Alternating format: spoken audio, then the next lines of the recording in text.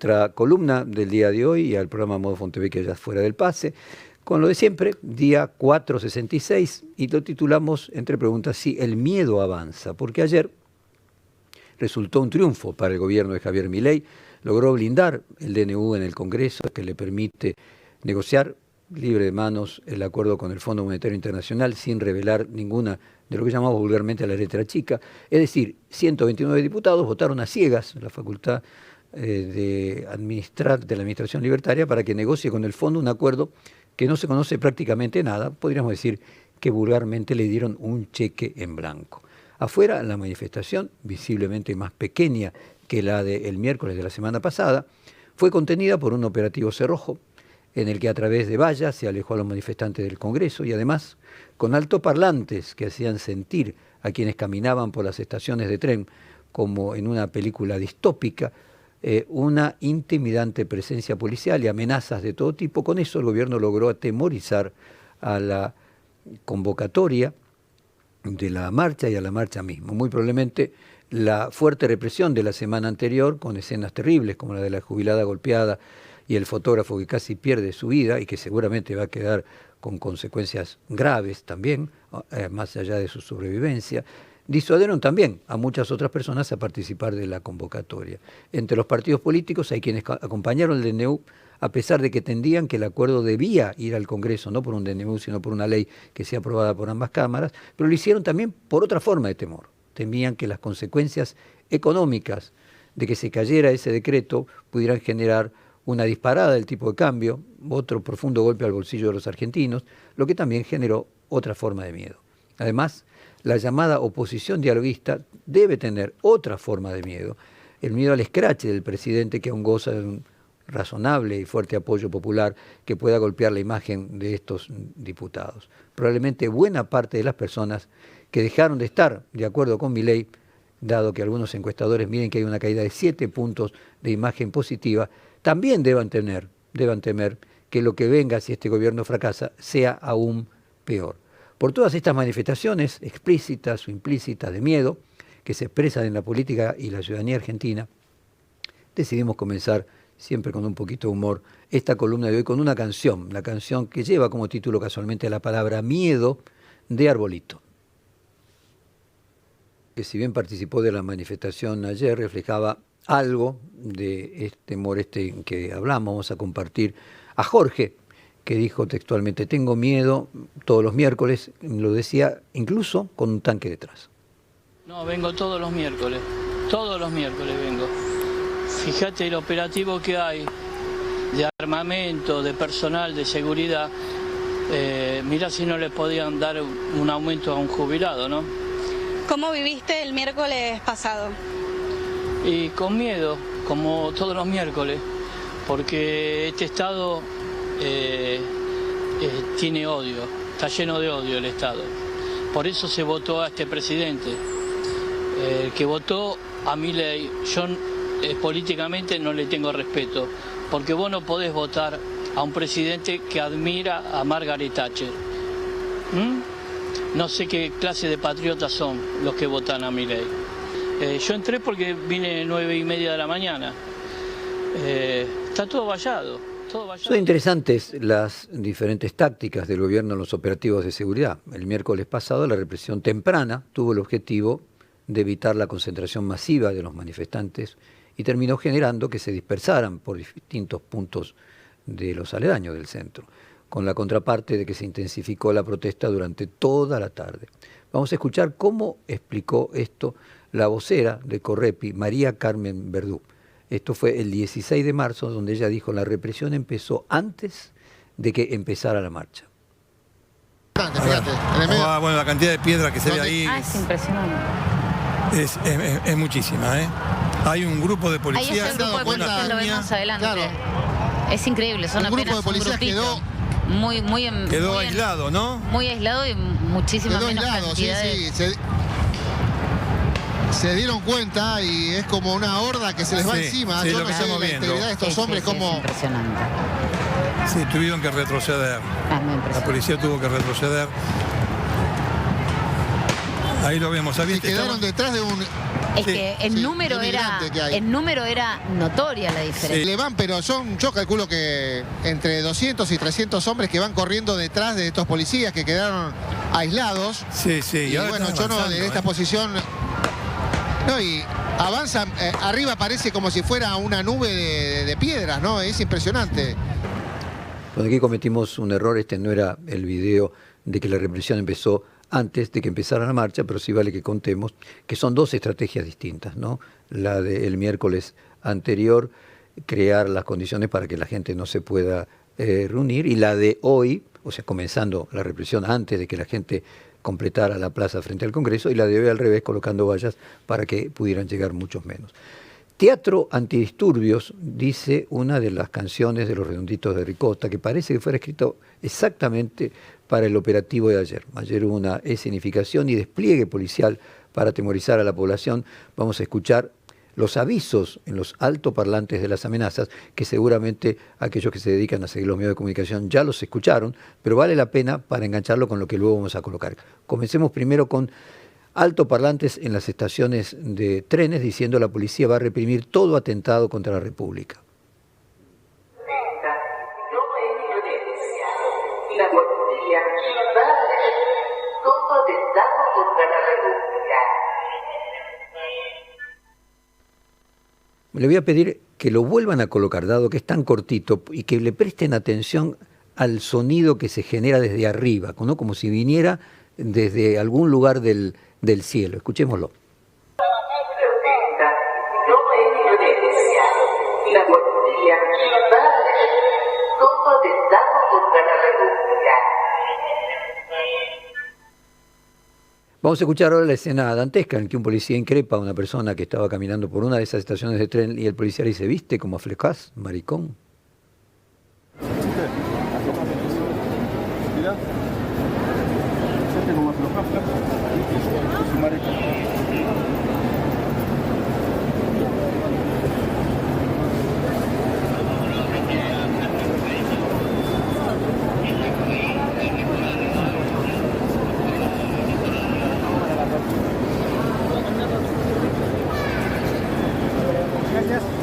Aquellos que además de escucharnos por la radio nos ven por televisión pueden ver cuál era la persona que le decía: ¿viste cómo aflojás, maricón? Le voy a pedir a la producción nuevamente que coloque solo hasta el pedacito donde dice ¿viste cómo aflojás, maricón? Y le voy a pedir a la audiencia que ponga el oído atento. Mirá, ¿viste cómo aflojás, es un maricón.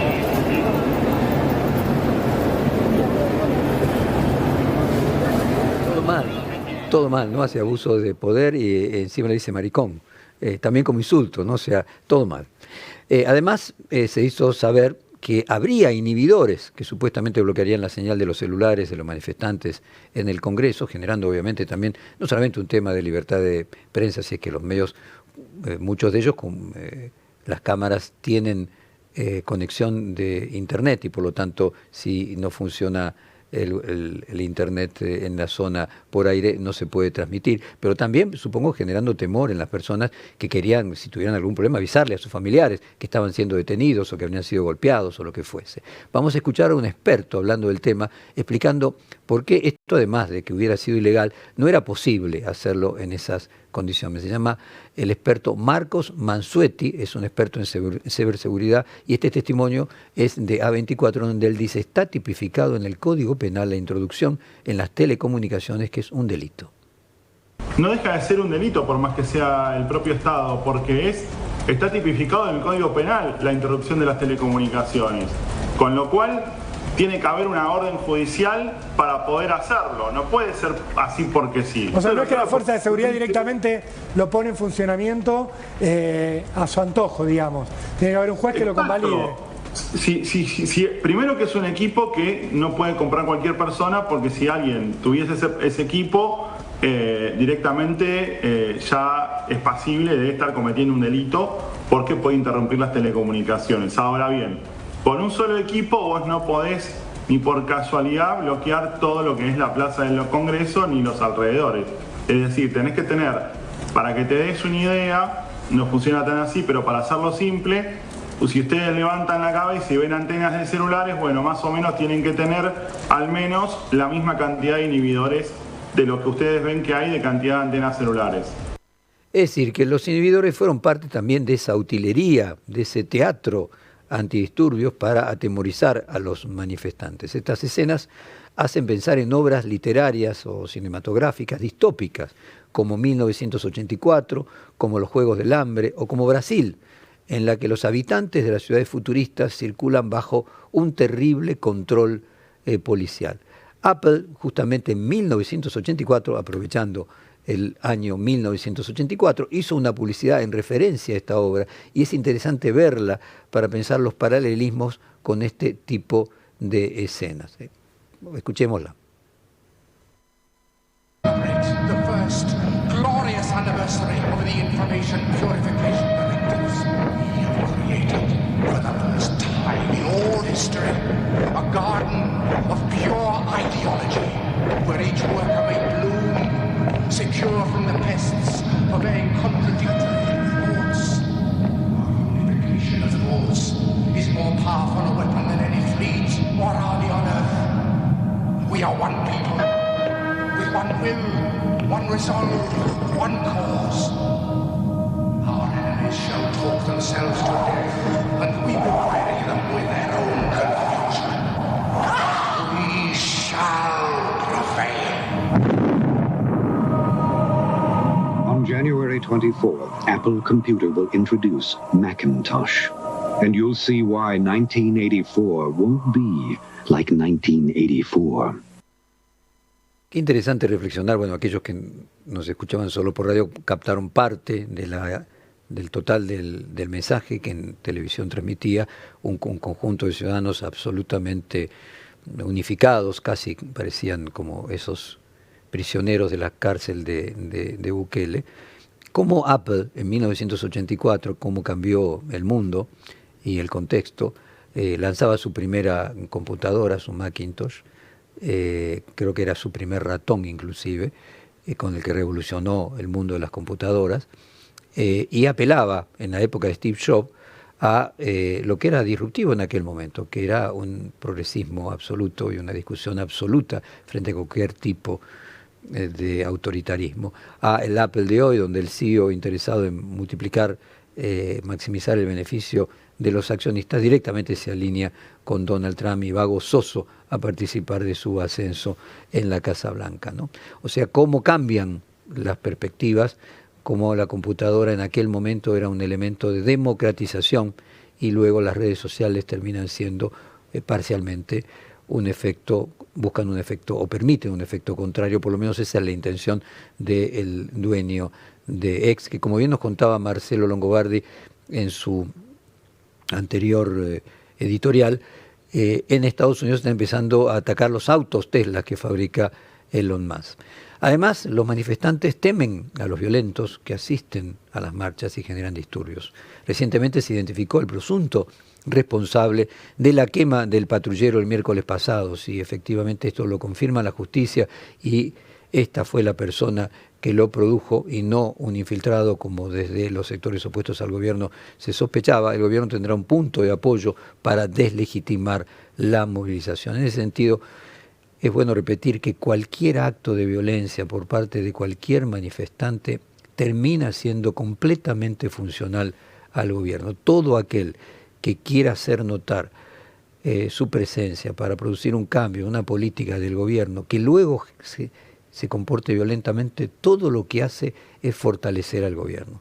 Además, la presencia de infiltrados de las propias fuerzas de seguridad, independientemente que se compruebe que en el caso del auto quemado de la policía no haya sido uno de ellos, generan un estado de alerta entre manifestantes que expulsan a los supuestos infiltrados de las columnas. Ayer hubo decenas de videos caseros de personas que estuvieron en la manifestación que identificaban a supuestos infiltrados. Vamos a colocar uno aquí cuando la gente comienza a escrachar a supuestos infiltrados. Escuchémoslo. Nico. Bueno, acá Dani y Juli lo que están sacando a alguien que acusan de ser infiltrado y la misma gente lo sacó. Estamos sobre Irigoyen y lo que decía la gente que eran infiltrados porque algunos habían empezado a mover la reja al lado de la policía La propia gente entendió que estaban provocando y que eran infiltrados y por eso decidieron sacarlos a un par de personas que están acá. ¿Ves? Ahí lo están retirando los mismos manifestantes para evitar cualquier tipo de conflicto. Bueno, ya está. Hay una señora en el medio, ya está. Reitero, lo que se decía era que a la cual copiaban y la misma gente decidió sacarlo del lugar de la reja que está al lado de Irigoyen. Bueno, algunos dicen que ya está, que ya no peguen más. Reitero, un par de personas. Ahora vamos a colocar otro video. Hubo, como decía, decenas de videos. En este caso tiene la particularidad de que la persona reconoce haber ido en la condición de infiltrado. Escuchémoslo. Pero vos sos el que está en el video identificado por el cronista de C5N, que les empieza a preguntar a vos y a otro compañero que está con boina a qué fuerza pertenecen. ¿Vos sos ese? Sí, yo soy de gorra. O sea, hay uno de gorra y estás vos también.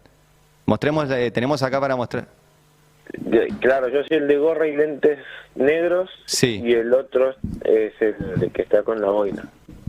Pero están vestidos de policía, Iván. Están con un uniforme negro los dos. Los estoy viendo, o sea, estamos compartiendo la imagen. Tenía puesta una tipo chaquetilla táctica, pero no de uniforme. Abajo tenía el pantalón de jean. El otro quizás por ahí sí parecía más un efectivo, pero no ninguno de los dos. Pero Iván, estamos compartiendo las imágenes, o sea, se los ve con uniforme policial, con boina de policía tu compañero, con un escudo en el brazo. Sí, yo desconozco los escudos. Bueno, confuso de cualquier forma, ¿no? En cualquier sentido, pero finalmente cuando se crean estas situaciones, todo lo que genera es paranoia de un lado y del otro. Efectivamente, finalmente el gobierno logró disuadir los manifestantes. Eso tuvo la ayuda de personas que acudieron a la convocatoria, que realizaron actos violentos, que son también actores de que haya habido luego una manifestación en menor número, probablemente jubilados y de diferentes sectores perjudicados por los planes de la gestión libertaria. Encontrarán otra manera de hacerse escuchar, sorteando estos obstáculos. Es vital que suceda para que pueda expresarse un contrapeso necesario para toda la democracia. Y hoy la columna de Carlos Pañi en La Nación plantea otro miedo, el miedo a la torpeza de que el gobierno no logre llevar adelante los planes que mucha gente que apoya al gobierno empieza a temer, que es no qué es lo que hay que hacer, que para ser sinceros, parte de lo que el gobierno hizo es compartido por todos los candidatos a presidente, como por ejemplo reordenar la macroeconomía y eliminar el déficit fiscal. Lo que empiezan a temer personas cercanas a los simpatizantes del propio gobierno es que el gobierno no tenga la capacidad, que sea torpe, esa es la palabra que usa Pañi, para llevar adelante sus propias ideas, que en el cómo termine destruyendo lo que construye. Es decir, que estemos frente a un gobierno que le agrega daños autoinfligidos a cada cosa que hace. Pañi reflexiona sobre por qué, si el acuerdo con el Fondo Monetario Internacional iba a ser el 15 de abril, era necesario enviar al Congreso el decreto ahora, un mes antes, y por qué era necesario que Caputo, que claramente no tiene condiciones de orador, fuera a los medios a generar más sospechas. Alguien podría decir lo inverso. O sea, Pañi dice, por eso es que hubo esta escalada de venta de dólares, que si sumamos, creo que hubo nos acercamos a 800 millones de dólares vendidos en una semana. La pregunta es qué es causa y qué es consecuencia. Si es que el miedo a que se continúe esta escalada de venta de dólares hizo que se enviara al Congreso como un decreto, un DNU de necesidad de urgencia, el preacuerdo con el Fondo Monetario Internacional, o al revés. En realidad hubo que hacer eso por miedo a que continuara. O sea, lo generó el ministro dando ideas confusas y enviando el DNU al Congreso, o el DNU al Congreso fue lo necesario para calmar algo que era preexistente. En cualquier caso, lo que domina es miedo. Miedo en aquellos que apoyan al gobierno, miedo en aquellos que se oponen al gobierno. Así que vamos a cerrar esta columna de hoy con nuevamente la canción de Arbolito que lleva como título Miedo.